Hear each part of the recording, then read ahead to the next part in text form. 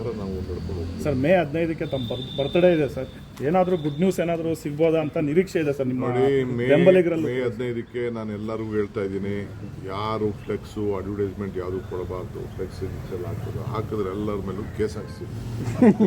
ಯಾರಾದರೂ ಫ್ಲೆಕ್ಸು ಕಾರ್ಯಕರ್ತರು ಅಭಿಮಾನಿಗಳು ಹಾಕಿದ್ರೆ ಬರ್ತ್ಡೇ ವಿಚಾರದಲ್ಲಿ ನಾನಂತೂ ಕೇಸ್ ಹಾಕ್ತೀವಿ. ಬೇಕಾದ್ರೆ ಅಡ್ವರ್ಟೈಸ್ಮೆಂಟ್ಗಳು ಇದೆ, ದುಡ್ಡುಗಳು ಕಟ್ಬಿಟ್ಟು ಬೇಕಾದ್ರೆ ಮಾಡ್ಕೊಳ್ಳಿ.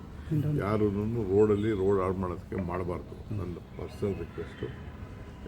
ನಾನು ಕಾರ್ಪೊರೇಷನ್ ಕಮಿಷನರ್ಗಳಿಗೆಲ್ಲ ಹೇಳಿದ್ದೀನಿ, ಫಸ್ಟ್ ಕೇಸ್ ಹಾಕಿ ಅಂತ. ಕೇಸ್ ಹಾಕಿ ಹೆವಿ ಫೈನ್ ಹಾಕಿ ಅಂತ ಹೇಳಿದ್ವಿ. ಸರ್ ಯಡಿಯೂರಪ್ಪ ಅಭಿಮಾನೋತ್ಸವ ನಡೀತಾ ಇದೆ ಸರ್. ಯಡಿಯೂರಪ್ಪ ಅಭಿಮಾನೋತ್ಸವ ದೊಡ್ಡ ಮಟ್ಟ ನಡೆಯೋಕ್ಕೆ ಪ್ಲಾನ್ ಆಗ್ತದೆ.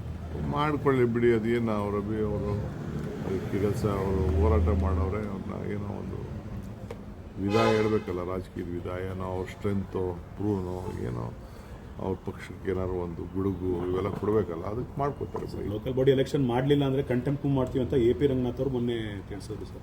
ಫಸ್ಟ್ ಮಾಡಲಿ, ಯಾರು ಬೇಡ ಅಂತಾರೆ, ಮಾಡಲ್ಲ ಅಂತ ಕೋರ್ಟಲ್ಲಿದೆ. ಅದಕ್ಕೋಸ್ಕರ ನಾನಂತೂ ಕಾರ್ಪೊರೇಷನ್ ಎಲೆಕ್ಷನ್ ಮಾಡೋಕ್ಕೆ, ಲೋಕಲ್ ಬಾಡಿ ಎಲೆಕ್ಷನ್ ಮಾಡೋಕ್ಕೆ ನಾವೆಲ್ಲ ಸಿದ್ಧತೆ ಮಾಡ್ಕೊಂಡು. ಸರ್ ಆಮೇಲೆ ಅಲ್ಪಸಂಖ್ಯಾತರದ್ದು ಗಲಾಟೆ ಬಗೆಹರಿತೆ ಸರ್.